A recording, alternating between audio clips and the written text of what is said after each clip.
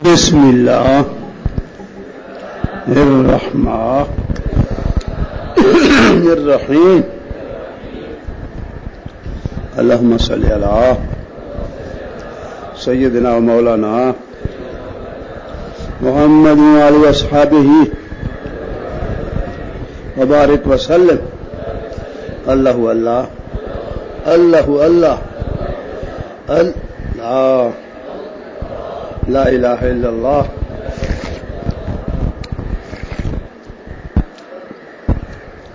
المرفوعات ہوا کے بعد ایک لائن چھوڑ دیں, آگے نظر آ رہا ہے ایک لائن نا, تھوڑی لائن مشتملا متن ہوا, ایک لائن سے بھی تھوڑا ہوا مشتملا علی عالم الفاعل. یہ ہے مرفوع کی تعریف. مرفوع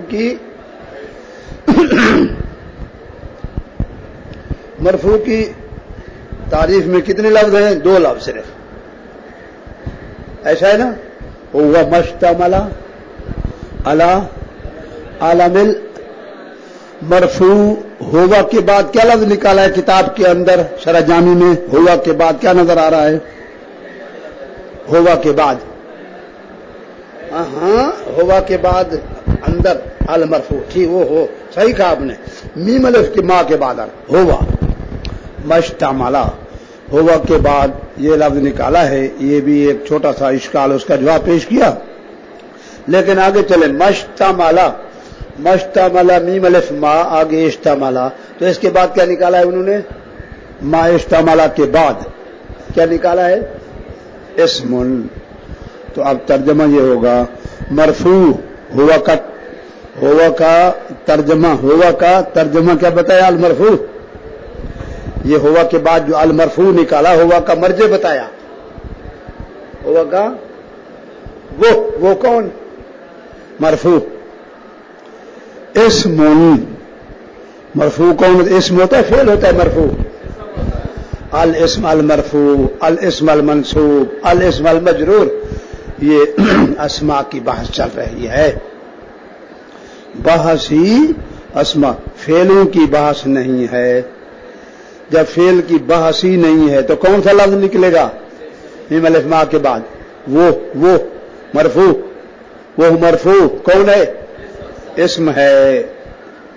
تو آگے اسم نکال کے دیا آپ کو, فعل کو خارج کر دیا, فعل گیا بیچارہ. تو اس لیے کہا ہوا وہ مرفوع. اسم ہے. اشتملا ایسا اسم ہے جو مشتمل ہوتا ہے علی عالم الفاعلیت. علی عالم الفاعل نہیں کہا کہ فاعل کی علامت پر, فاعل کی علامت پر نہیں کہا, بلکہ کیا کہا؟ فاعلیت کا ترجمہ ہے جو فاعل ہونے کی علامت پر مشتمل ہو.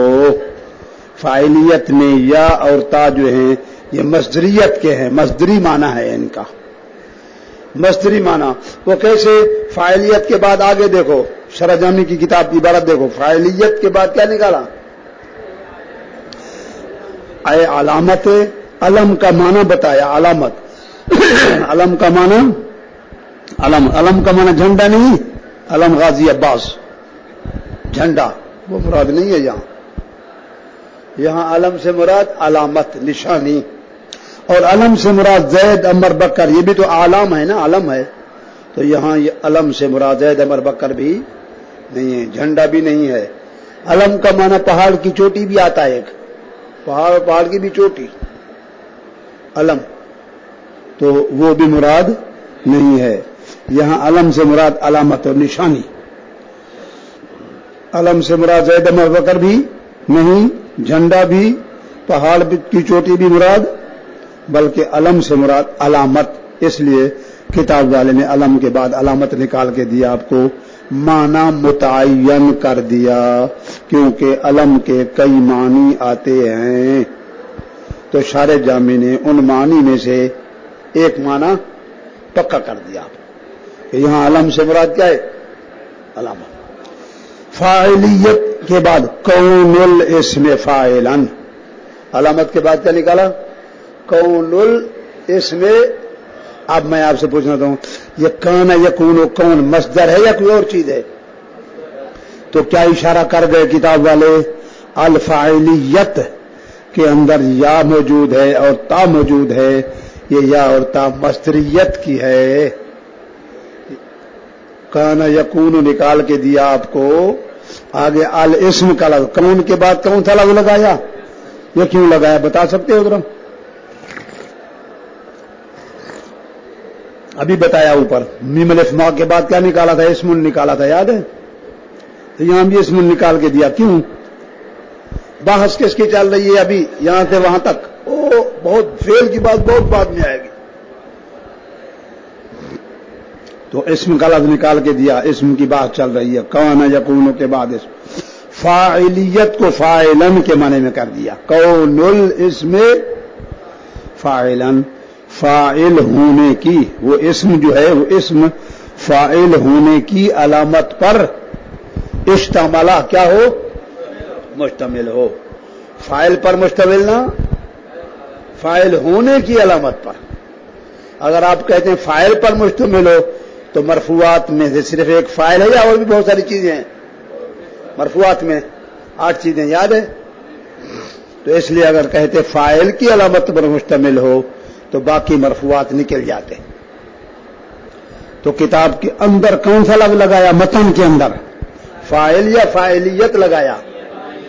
तो शारे जामी उसकी गर्ज बता रहे हैं आपको कि यहां फाइल का लफ्ज अगर लगा देते तो सिर्फ ये फिट आता किस पर?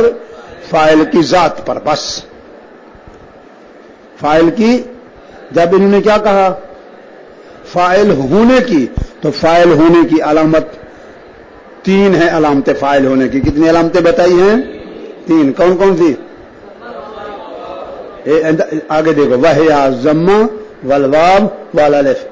रफा जम्मा के साथ मुफरदात में जानी जैदुन, और रफा पढ़ा जाता है वाव के साथ। कहां? अस्मा सित्ता मुकबरा में भी पढ़ते हैं,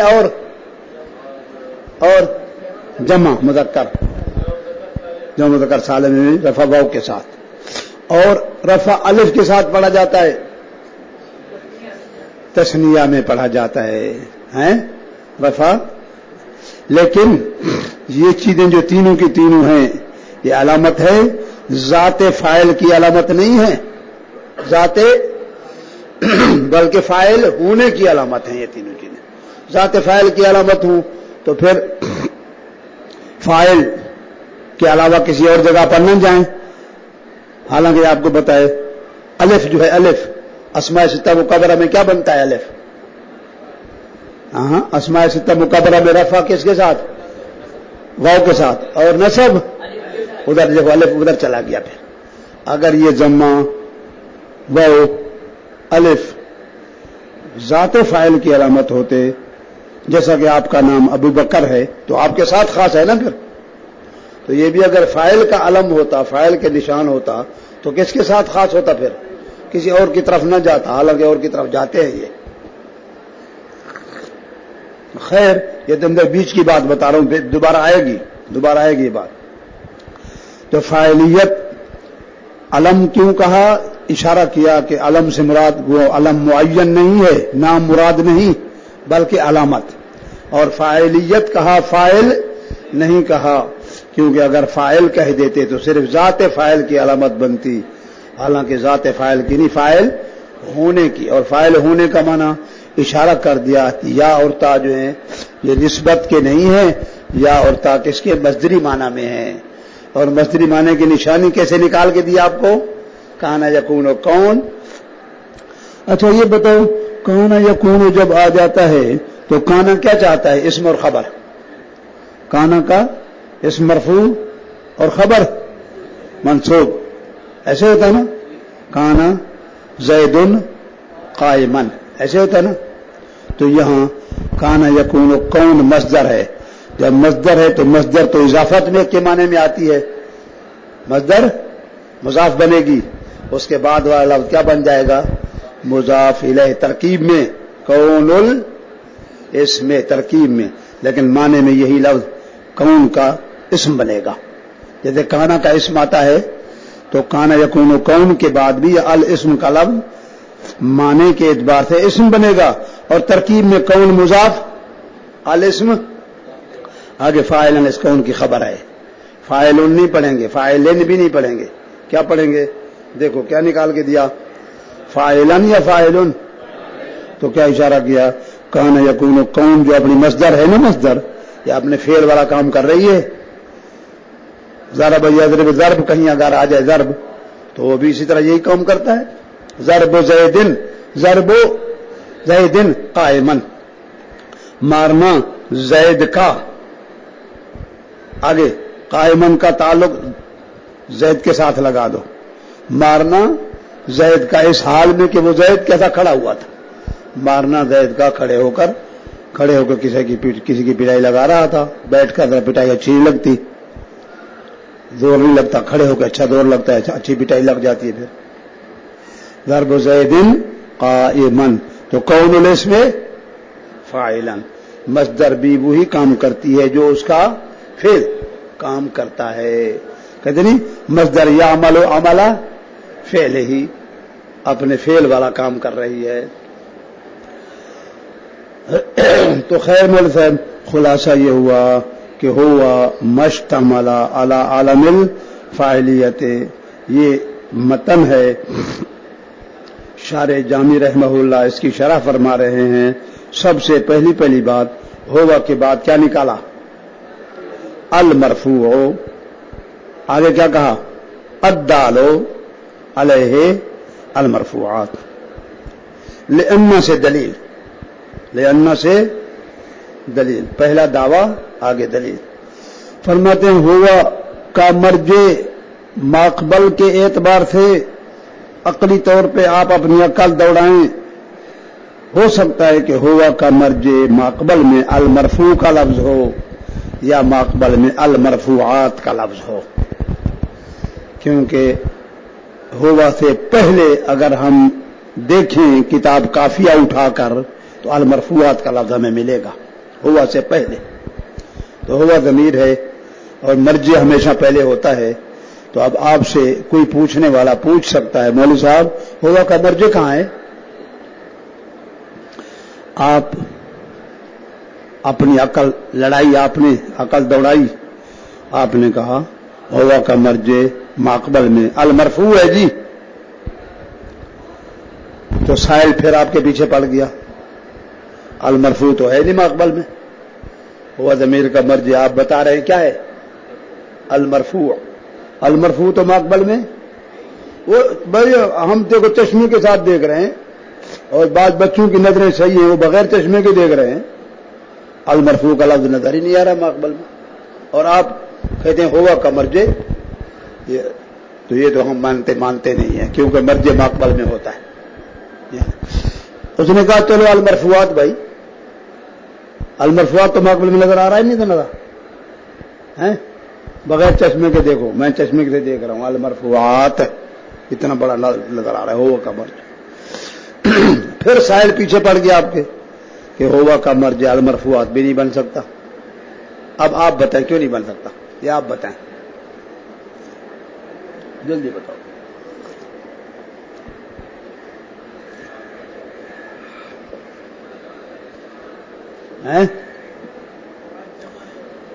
زندہ باد. المرفوعات جمع ہے اور ہوا جو ہے مفرد ہے. ایک دوسری قرار بھی بتاؤ, دوسری بھی ہے. ہوا مذکر ہے اور المرفوعات مؤنث ہے. مذکر مؤنث کیسے مرجع بن سکتے ہیں؟ وہ پورا پیالہ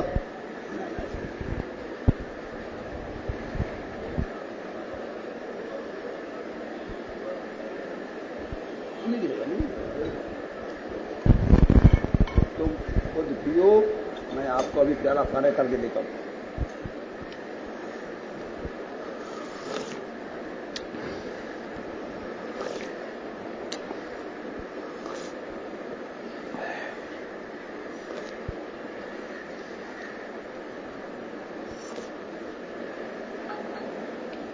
میں ادھر منہ کر کے بیٹھوں گا, تم پیتے رہو.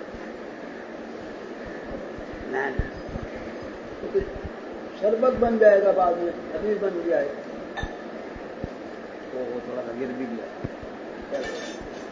بول سے سمجھ گئے کیا سمجھا؟ کہ ایک دوسری بات، تیسری بات بھی ایک ہے اس کے اندر، ہوا کا مرجع جب آپ المرفوعات کو بنائیں گے وہ جمع ہے، آپ کو پتہ ہے جمع جو ہوتی ہے افراد پر دلالت کرتی ہے، 1 2 3 4 5، جمع کس پر دلالت کرتی ہے؟ افراد۔ تو ہوا کا مرجع جب المرفوعات ہو گیا یہ افراد ہو گئے، اور وہ المرفوعات معرف ہے، کیا ہے؟ تعریف کر رہے ہیں ہم ہوا کے، وہ مرفوعات اسم کون ہوتے ہیں؟ اسم ہوتا ہے جو فاعل ہونے کی مشتمل ہے، یہ تعریف بن جائے گی، تو تعریف جو ہو جائے گی پھر افراد کی ہو جائے گی، تعریف کس کی ہو جائے گی؟ حالانکہ قانون یہ ہے کہ جہاں بھی کبھی بھی کسی چیز کی آپ تعریف کریں گے، تعریف ماہیت کی ہوتی ہے، جنس کی ہوتی ہے، افراد کی نہیں ہوتی۔ انسان، الانسان و حیوان ناطقون، الانسان معرف ہے اور اس کی تعریف حد، اس کی محدود اور حد، اس کی انسان کی حد کیا ہے؟ حیوان ناطق، حد تام، حد ناقص، رسم تام یاد ہے کچھ؟ تو یہ حد تام ہے انسان کی، حیوان ناطقون حد تام، تو معرف۔ اور تو اب یہ جو ہے حیوان ناطقون الانسانوں کی تعریف ہے، تو الانسانوں کے افراد کی نہیں، زید، عمر، بکر، خالد کی تعریف نہیں ہے، یہ افراد نہیں سمجھے بول صاحب؟ البتہ ایک کلی ہے جو اپنی تمام جزیات پر کیا آتی ہے؟ سچی آتی ہے۔ یہ حیوان الناطقون ایک تعریف ہے، اس حیوان ناطق میں آپ بھی شامل ہیں، میں بھی شامل ہوں، چھوٹا بڑا سب شامل ہے۔ تو خلاصہ یہ ہوا کہ ہوا کا مرجع اگر آپ کہیں المرفوع ہے تو وہ تو مقبل میں ہے ہی نہیں، اگر آپ کہیں ہوا کا مرجع المرفوعات ہے تو 3 خرابیاں ہیں، مذکر مؤنث کا فرق ہے، آگے مفرد اور جمع کا فرق ہے، پھر تعریف بھی کس کی لازم آئے گی؟ افراد کی، تعریف افراد کی نہیں ہوتی۔ تو اب یہ سوال ہو رہا تھا، ہوا کے بعد شارح جامی نے سوال کو دور کر دیا، کیا نکالا؟ کیا بتایا؟ ہوا المرفوع، ہوا کہ مرجع کیا ہے؟ المرفوع۔ اب یہ بھی واحد، وہ بھی واحد، یہ بھی مذکر، یہ مفرد، وہ بھی مفرد، جمع تو نہیں ہے نا؟ تو المرفوع پر الف لام جو ہے یہ بھی جنس کا ہے، ہوا المرفوع، الف لام جنس کا ہے، تو تعریف کس کی ہو جائے گی؟ اب ماہیت کی تعریف، یعنی مرفوع، ماہیت مرفوع وہ ہے ایک اسم ہوتا ہے جو فاعل ہونے کی، یہ تعریف بن جائے گی اس کی۔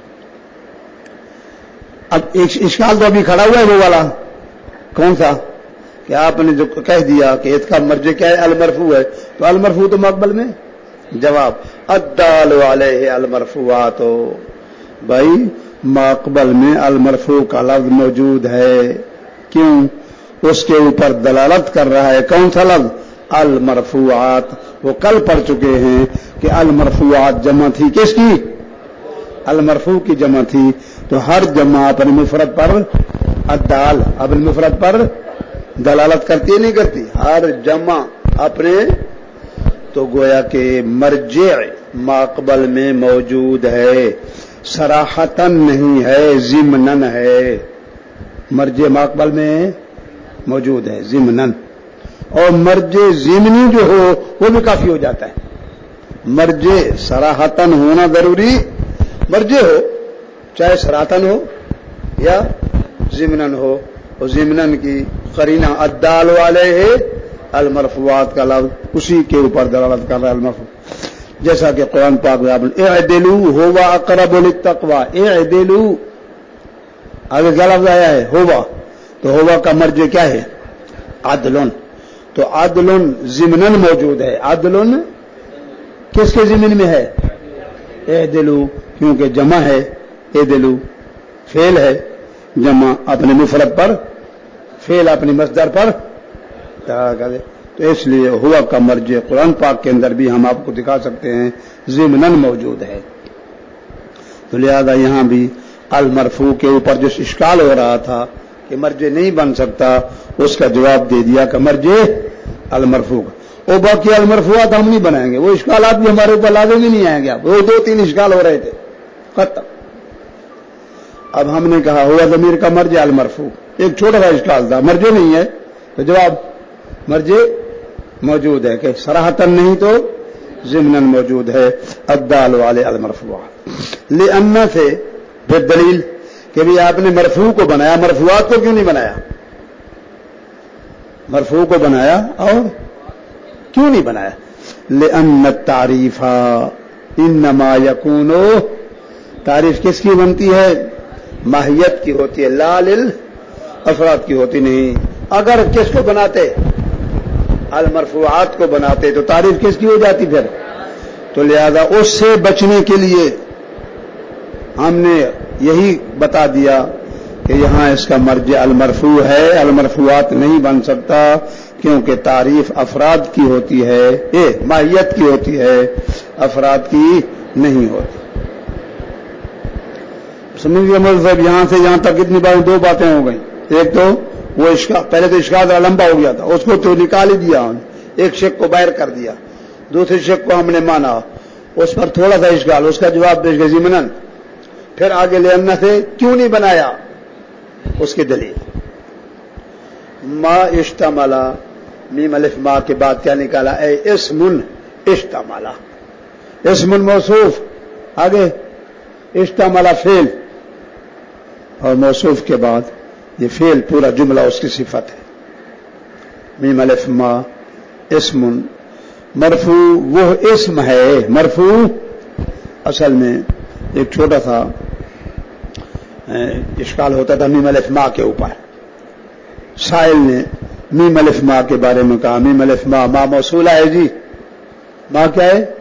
ما موصولہ عموم پر دلالت کرتا ہے. کس پر؟ شیء کے معنی میں. ترجمہ بنتا مرفوع ہوا وہ شیء ہے, مرفوع وہ میم الف ما کو عموم. اب تو ہم نے ایک لفظ خاص نکال کے دیا نا, یہ اس عموم سے بچ گئے ہم. سائل جو ابھی آپ کو بات کرنا چاہتا ہے وہ یہ ہے کہ ہوا ضمیر کا مرجع جو میم الف ما کے اندر ہے, میم الف ما عموم ہے. کیا ہے؟ موصولہ ہے ما, عموم پر, عموم سے برا شیء. تو اب ترجمہ بن جائے گا ہوا شیء, ہوا مرفوع وہ ایک شیء ہے جو فاعل ہونے کی علامت پر مشتمل ہے. جب شیء کہا آپ نے تو اس میں جانی زیدن, جانی زیدن کا دال بھی داخل ہو جائے گا. دال, صرف دال, زید پورا نا, زیدن کی دال بھی اس میں داخل ہو جائے گی. کیوں؟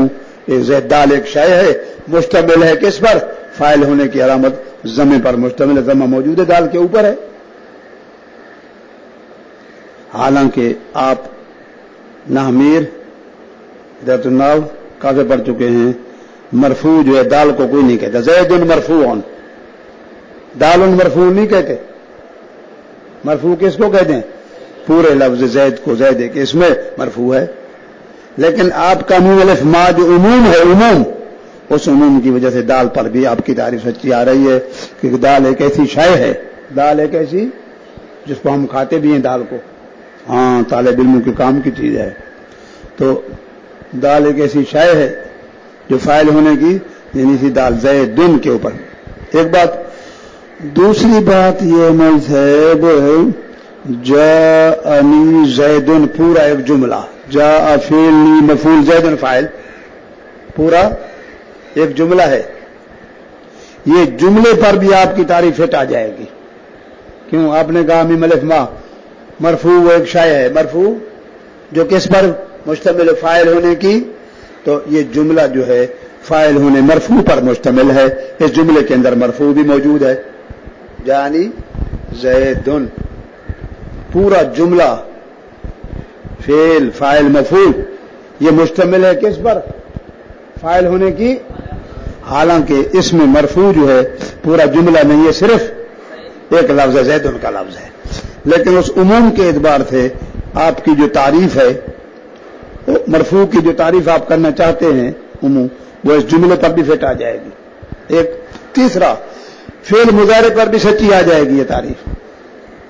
کون سا فعل مضارع؟ یضربو، جبکہ ناصب بھی نہ ہو اور جازم بھی نہ ہو۔ ناصب ہوا تو فعل مضارع کیا ہو جائے گا؟ منصوب۔ جازم ہوا تو مجزوم۔ نہ ناصب ہے نہ جازم ہے تو فعل مضارع معرب ہے، مضموم ہے، یضرب موجود ہے، رفع کی علامت پر مشتمل ہے۔ تو آپ کے میم الف ما سے سائل نے کہا کہ میم الف ما سے مراد عام ہے، شیء ہے، تو ترجمہ ہو جائے گا مرفوع ہوا، وہ ایک شے ہے جو مشتمل ہوتا ہے کس پر؟ فاعل ہونے کی علامت پر۔ تو یہ جب آپ نے کہہ دیا تو دال پر بھی فٹ آ رہا ہے، جملے پر بھی فٹ آ رہا ہے اور مضارع پر بھی فٹ آ رہا ہے۔ حالانکہ ان تینوں کو مرفوع کوئی بھی نہیں کہتا، نہ دال کو مرفوع کہتے ہیں اور نہ جملے کو مرفوع کہتے ہیں اور نہ یضرب کو مرفوع کہتے ہیں، کیونکہ یہاں ہماری بحث جو ہے وہ ویسے بھی ابھی جو جواب دے رہا ہے اسم کے ساتھ جواب دے دیا کہ میم الف ما سے مراد عموم ہے ہی نہیں بھائی، میم الف ما سے مراد کیا ہے؟ اسم ہے۔ تو اشارہ کیا میم الف ما موصوفہ ہے، ما موصولہ نہیں ہے، ما موصولہ عموم ہوتا ہے، ما موصوفہ میں خصوص آ جاتا ہے۔ موصوف صفت، موصوف صفت آگے اس کو خاص کر دیتی ہے، موصوف کے ساتھ کیا آتی ہے؟ صفت خاص کر دیتی ہے اس کو۔ تو اس لیے جب آپ نے اسمن کا لفظ بولا، اب بتا دو اسمن، تو زیدن کی دال خارج ہو گئی یا شامل رہی؟ کیوں؟ وہ ایک حرف ہے صرف، دال اسمن نہیں ہے۔ اور جانی زیدن جملہ بھی خارج ہو گیا، کیوں؟ اس لیے کہ جملہ جو ہے کلام ہے، مرکب ہے، اور الاسم جو ہے اسم فعل حرف مفرد کی قسمیں ہے، وہ دیا لمعنی مفرد کلمہ، اور پھر کلمے کی کتنی قسمیں؟ 3۔ اسم فعل، تو اسم مفرد کی قسم میں سے ہے، مرکب کی قسم میں سے نہیں ہے۔ جملہ بھی خارج اسم کے لفظ سے، دال خارج اور جملہ بھی خارج۔ کیوں خارج؟ جملہ بتا سکتے کیوں خارج ہوا؟ اس لیے کہ جملہ جو ہے وہ کلام ہے، مرکب تام ہے، اور مرکب تام میں دو مفردات ہوتے ہیں، ایک نہیں ہوتے، اور اس میں ایک ہے۔ اور مفرد جو ہے یہ الاسم جو مفرد کی قسم ہے، الاسم کس کی قسم ہے؟ مفرد کی قسم ہے، مرکب کی قسم نہیں ہے۔ اور تیسری چیز کیا خارج ہو گئی؟ مضارع۔ وہ کیوں خارج ہو گیا؟ جب اب اسم فعل ہے وہ بھی کیا ہوا اسم اشتمل علی علم الفاعلیت۔ علم الفاعلیت کے بعد پہلا لفظ کیا نکالا مول صاحب؟ علم الفاعلیت کے بعد پہلا لفظ کیا نکالا؟ علامت۔ یہ بتا چکا ہوں آپ کو، کیوں کہ علم کے کئی معنی آتے ہیں۔ علم کے نہ جھنڈے کا معنی ہو سکتا ہے یہاں، نہ پہاڑ، اور نہ علم معین، علم معین کا معنی بھی نہیں ہو سکتا، کیونکہ یہ ضمہ الف اور وہ فعل کے ساتھ تو اسم کے فاعل کے ساتھ تو معین نہیں ہے نا، وہ اور اوپر بھی پائے جاتے ہیں۔ علامت کون الاسم فاعلا، یہ کیوں نکال دیا کہ فاعلیت کے اندر یا اور تا جو ہے، فاعلیت کے اندر یا اور تا جو ہے وہ اشارہ کر دیا، وہ نسبت کی نہیں ہے بلکہ یا اور تا جو ہے کس کی؟ مصدریت کی ہے۔ یا اور تا مصدریت کی نشانی کے طور پہ آپ کے حاشے کے اوپر بھی لکھ دیا ہے، آپ کے حاشے پر بھی لکھ دیا ہے۔ جب ما مصدریت کی ہوتی ہے تو جو جس اسم پر داخل ہے، جس اسم پر داخل ہے اس اسم سے پہلے، اب یہاں الفاعلیت پر داخل ہے، یا اس اسم سے پہلے، اس اسم سے کانا یکون میں کون مصدر نکالو، اور پھر اس جہاں بحث چل رہی ہے جس چیز کی اس کو اس کون کا مضاف الیہ بنا دو۔ الفاعلیت کا ایک لفظ ہے آپ کے پاس، اس فاعلیت سے پہلے کیا لفظ نکالو؟ کان یکون کون، ٹھیک، اور پھر اس کون سے جس چیز کی بات چل رہی ہے اس کون کا مضاف الیہ بنا دو اس کو. یہاں کس کی بات چل رہی ہے؟ کون الاسم. اور جو الفاعلیت ہے اس کو یا مصدریت کو نکال وہ کانا کی خبر بنا دو. کون الاسم فاعل. اگر مفعولیت کا لفظ آگے آئے گا کہیں العالم المفعولیت منصوبات میں آئے گا تو وہاں بھی یہی لفظ نکالا جائے گا. کیا؟ کون الاسم مفعولا.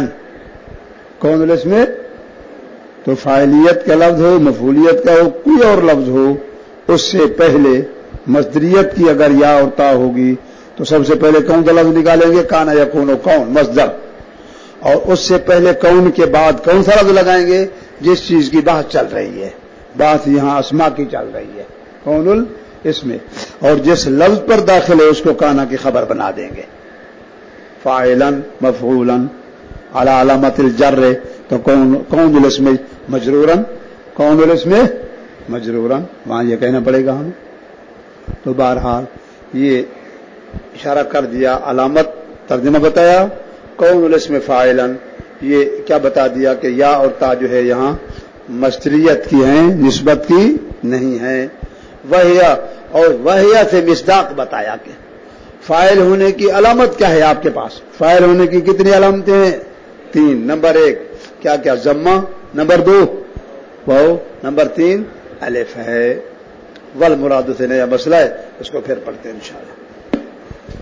وَمَنَّا نَسْأَلُكَ عِلْمًا نَافِعًا وَعَمَلًا مُتَقَبَّلًا وَرِزْقًا وَاسِعًا حَلَالًا طَيِّبًا وَشِفَاءً مِّن كُلِّ دَاءٍ وصلی اللہ تعالی علیہ وسلم اجمعین.